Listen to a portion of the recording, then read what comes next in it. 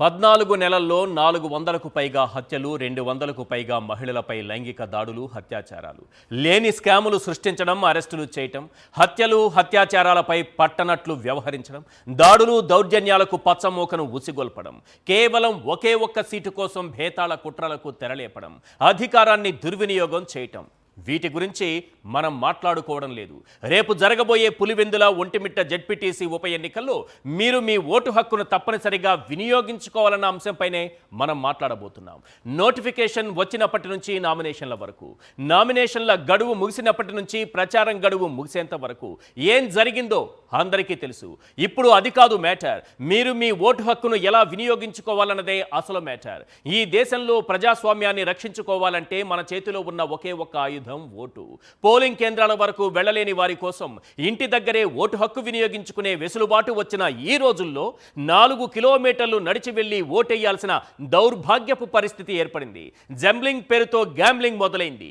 మీ ఊర్లో ఉండాల్సిన polling booth jumbling పేరుతో 4 కిలోమీటర్ల దూరం వెళ్లిపోయింది. కాపీయింగ్ జరగకుండా విద్యార్థులకు జంబ్లింగ్ విధానంలో పరీక్షలు పెడతారు. ఈసీ కూడా మీకిప్పుడు ఓ పరీక్ష పెట్టింది. ఈ పరీక్షలో మీరు నెగ్గితేనే ప్రజాస్వామ్యం నెగ్గుతుంది. అసలు ఈ జంబ్లింగ్ గ్యాంబ్లింగ్ వెనుక బాబు కుట్ర ఏంటి? ఎవరికి మేలు చేయడానికి పోలింగ్ కేంద్రాలు సొంత ఊరిని వదిలి పక్క ఊర్లకు పారిపోయాయి. పులివెందుల జడ్పీటీసీ ఎన్నికల్లో పోలింగ్ కేంద్రాలు ఒక ప్రాంతం నుంచి మరో ప్రాంతానికి ఎగిరిపోవడంపై మీకు ఒక క్లియర్ పిక్చర్ ఇచ్చే ప్రయత్నం చేస్తాను. ఒక్కసారి స్క్రీన్ పైన చూడండి. ఎస్, ఇక్కడ నేను ఓటర్లు నెంబర్తో సహా, అలాగే ప్రస్తుత పోలింగ్ స్టేషన్ ఎక్కడుంది, మారినటువంటి పోలింగ్ స్టేషన్ ఎక్కడుంది, ఎంత దూరంలో ఉందో మీకు వివరించే ప్రయత్నం చేస్తాను. 1 నుంచి అంటే పోలింగ్ స్టేషన్ నెంబర్ 6, 1 నుంచి 834 నెంబర్ వరకు ఎర్రబెల్లి మండల పరిషత్ ఎలిమెంటరీ స్కూల్లో ఉన్నటువంటి ప్రస్తుత పోలింగ్ స్టేషన్ నల్లపురెడ్డిపల్లి జడ్పీ హై స్కూల్కి మారిపోయింది. అంటే వీళ్ళు 2 కిలోమీటర్ల దూరం నడిచెళ్ళి ఓటు వేయాలి. నెక్స్ట్ 835 నుంచి 1668 వరకు ఎర్రబెల్లి మండల పరిషత్ ఎలిమెంటరీ స్కూల్, ఇక్కడ ఉన్నటువంటి ప్రస్తుత పోలింగ్ స్టేషన్ని నల్లపురెడ్డిపల్లి జడ్పీ హై స్కూల్కి మార్చేశారు 2 కిలోమీటర్లు. 1699 నుంచి 2224 వరకు నల్లగొండవారిపల్లె మండల పరిషత్ ఎలిమెంటరీ స్కూల్లో ఉన్నటువంటి వారి పోలింగ్ స్టేషన్ని నల్లపురెడ్డిపల్లి జడ్పీ హై స్కూల్కు మార్చేశారు. 4 కిలోమీటర్లు సార్. 4 కిలోమీటర్ల దూరం వారు నడిచెళ్ళి ఓటు వేయాలి. వయోధికులు, 85 ఏళ్లు పైబడిన వారు, దివ్యాంగులు, డిజేబుల్డ్ పీపుల్, వీళ్ళ కోసం మన ఎన్నికల కమిషన్ ఇప్పటికే కొత్త విధానం తీసుకొచ్చి ఇంట్లో కూర్చొని మరి ఓటు వేసే అవకాశాలు కల్పిస్తున్నటువంటి ఈ రోజుల్లో 4 కిలోమీటర్లు నడిచి వెళ్ళి ఓటేయాల్సినటువంటి దౌర్భాగ్యపు పరిస్థితి ఏర్పడింది. ఎప్పుడైనా చూసారా ఇలాంటి పరిస్థితి? వారి ఊర్లో ఉండాల్సినటువంటి పోలింగ్ స్టేషన్ ఎగిరి 4 కిలోమీటర్ల అవతల పడింది. 2225 నుంచి 2780 voter number Nallapureddipalli ZP high school Errapalli ఎంపీపీకి మారిపోయింది. ఇది 2 కిలోమీటర్ల దూరం. 2781 పోలింగ్ స్టేషన్ నెంబర్ 10 ఇది నల్లపురెడ్డిపల్లి జడ్పీ హై స్కూల్లో ప్రస్తుతం ఉండేది పోలింగ్ స్టేషన్. ఇది ఎర్రబెల్లి మండల పరిషత్ ప్రాథమిక పాఠశాలకు ఎలిమెంటరీ స్కూల్కు వెళ్ళిపోయింది 2 కిలోమీటర్ల దూరం. 3337 polling station number 11 Nallapureddipalli ZP high స్కూల్లో ఉండేటటువంటి ప్రస్తుత పోలింగ్ స్టేషన్ ఎగిరవతల పడింది. నల్లగొండ వారి పల్లెలో ఎగిరిపోయి పడిపోయింది. ఎన్ని కిలోమీటర్ల దూరం అంటే మొత్తం 4 కిలోమీటర్ల దూరం. మీకు ఇంకా ఇది క్లియర్గా అర్థమయ్యేలా ఒకసారి ఒక గ్రాఫిక్స్ చూపిస్తాను, చూడండి. వాళ్ళు ఎంత దూరం వెళ్ళాలి, ఎలా రావాలనేది చూసి నిజంగా మనం ఏ ప్రజాస్వామ్యంలో ఉన్నాము, ఏ రాష్ట్రంలో ఉన్నాము, ఏ దేశంలో ఉన్నామన్న అనుమానం మీకు కలుగుతుంది. ఎంత అమాయకుల్ని, పల్లెటూరి ప్రజల్ని ఏ రకంగా మోసం చేస్తున్నారు. 4 కిలోమీటర్లు నడిచెళ్ళి ఓటు వేస్తారా?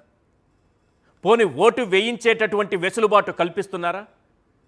స్వేచ్ఛగా, ధైర్యంగా, ప్రజాస్వామ్యయుతంగా ఓటు వేసేటటువంటి హక్కు వారికి ఉన్నా అది కల్పించే బాధ్యత పోలీసులు తీసుకున్నారా, అధికారులు తీసుకున్నారా? కొన్ని దృశ్యాలు కాసేపట్లోనే మీకు చూపిస్తాను. ఒకసారి గూగుల్ మ్యాప్ ఒకటి చూపించండి. ఎంత దూరంలో ఎంత దూరానికి విసిరేశారు వారిని అనేది స్క్రీన్ పైన చూద్దాం. ఇక్కడ చూడండి సార్, నల్లగొండవారి పల్లి, ఎర్రబెల్లి గ్రామం ఇక్కడుంది కదా ఎర్రబెల్లి గ్రామం. ఈ ఎర్రబెల్లి గ్రామం నుంచి నల్లపురెడ్డిపల్లె 2 కిలోమీటర్ల దూరం వెళ్ళి ఈ గ్రామస్తులు 2 కిలోమీటర్ల దూరంలో ఉన్నటువంటి నల్లపరెడ్డిపల్లికి వెళ్ళి ఓటు వేయాలి. ఇప్పుడు వీళ్ళకే ఇంకొకటి అంటే పోలింగ్ స్టేషన్ నెంబర్ 7 ఎర్రబెల్లి గ్రామస్తులు నల్లపరెడ్డిపల్లికి వెళ్ళి ఓటు వేయాలి. నెక్స్ట్ పోలింగ్ స్టేషన్ నెంబర్ 10 నల్లగొండవారిపల్లె ఈ గ్రామస్తులు నల్లగొండవారిపల్లె ఇక్కడ ఉన్నటువంటి నల్లగొండవారిపల్లె ఈ గ్రామస్తులు ఎక్కడ ఓటు వేయాలంటే నల్లపరెడ్డిపల్లి. ఇక్కడ కనిపిస్తోంది కదా నల్లపరెడ్డివారిపల్లి. ఎంత దూరం ఉంది ఇది? 4 కిలోమీటర్ల దూరం నడిచెళ్ళి ఓటు వేయాలి. వీళ్ళేమో ఇక్కడి నుంచి వెళ్ళి 2 కిలోమీటర్ల దూరంలో ఓటేయాలి. వాళ్ళేమో 4 కిలోమీటర్లు నడిచొచ్చి నల్లపరెడ్డిపల్లిలో ఓటేయాలి. పోనీ నల్లపరెడ్డిపల్లిలో ఉన్న వాళ్ళకైనా ఓటు హక్కు వాళ్ళ ఊర్లోనే ఉందా అంటే లేదు. ఈ నల్లపరెడ్డిపల్లి జడ్పీ హై స్కూల్లో ఉండేటటువంటి ఈ పోలింగ్ స్టేషన్ని తీసుకెళ్ళి నల్లగొండవారిపల్లెలో వేశారు. వాళ్ళు 4 కిలోమీటర్లు నడుచుకుంటూ వచ్చి ఇక్కడ ఓటేయాలి. 4 కిలోమీటర్లు నడుచుకుంటూ వచ్చి నల్లగొండవారిపల్లెలో ఓటు వేయాలి. ఇది 6, 7, 8, 9, 10, 11 పోలింగ్ స్టేషన్లలో ఉన్నటువంటి పరిస్థితి, అక్కడి ఓటర్లకు ఉన్నటువంటి దౌర్భాగ్యపు పరిస్థితి. వీళ్ళందరూ కూడా 2 కిలోమీటర్లు 4 కిలోమీటర్లు నడిచి వెళ్ళాలి.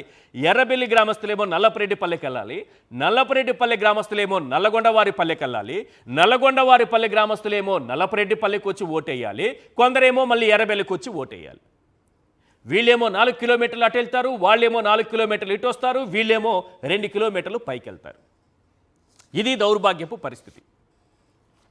ఇంకా చెప్పాలంటే ఈ జంబ్లింగ్ గ్యాంబ్లింగ్ ఒక్కటే కాదు సార్, పక్క ప్రాంతాల నుంచి ముఠాలు తెగబడ్డాయి. ఓటర్ స్లిప్పులు తీసుకుని డబ్బులు ఇస్తామంటూ ప్రలోభ పెడతాయి.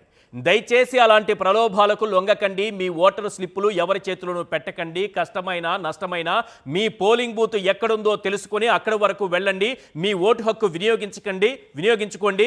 మీ మనసులో ఎవరున్నారో వారిని గెలిపించుకోండి. కుట్రలు కుతంత్రాలు జంబ్లింగ్లు గ్యాంబ్లింగ్లు ఓటర్ స్లిప్పులు 10,000 వీటన్నింటినీ తిప్పికొట్టండి. ఒక్కటి మాత్రం చెప్పగలుగుతున్నా, ఒక్కటి మాత్రం నిజం, ఈ దేశంలో ప్రజాస్వామ్యాన్ని కాపాడేటటువంటి హీరోలు ఎవరంటే, ఈ దేశంలో ప్రజాస్వామ్యాన్ని నిలబెట్టే బాధ్యతను తమ భుజస్కంధాలపై వేసుకున్న ప్రజాస్వామికవాదులు ఎవరు అంటే, ఈరోజు కొన్ని దృశ్యాలు చూపిస్తాను చూడండి, ఎలా నిలదీస్తున్నారో చూడండి.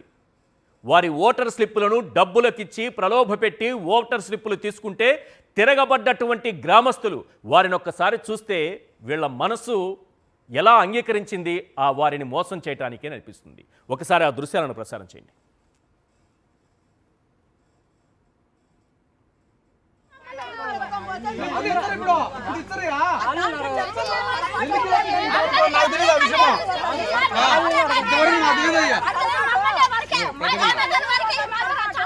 రైతులు సరే బా బ్రతక చిత్రలేమ్మా బ్రతక చిత్ర నువ్వు వాళ్ళకి మీరు ఫోన్ చేయాలి. మీరు స్లిప్పులు రావా ఇప్పుడు వచ్చాయి ఇచ్చారు మీకు. గట్టిగా ఏంటంటారా రాంగ మాట్లాడతాను నువ్వు వాళ్ళకి ఎవరు ఫోన్ చేయండి మీకు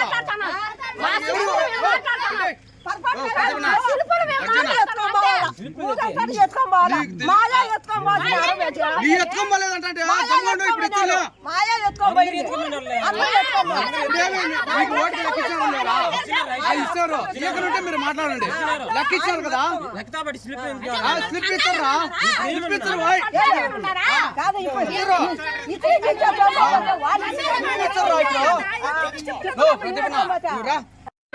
రమ్మని చెప్తారు. అట్లా కాదు ఒకటి చెప్తా చూడలేనా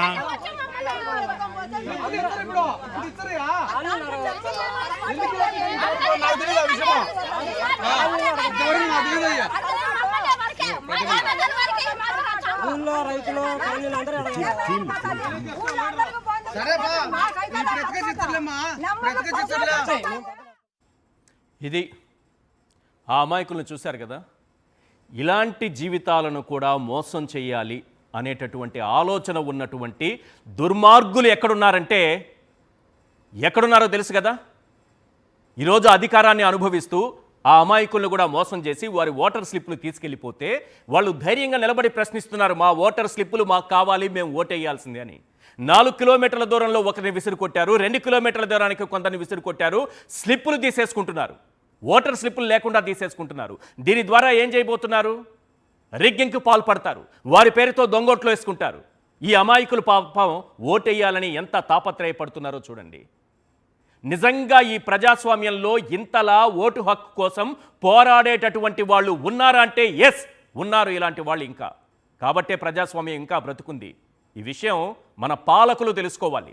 ఈరోజు అధికారంలో ఉన్న వాళ్ళు తెలుసుకోవాలి, అధికార దుర్వినియోగానికి పాల్పడుతున్న వాళ్ళు తెలుసుకోవాలి.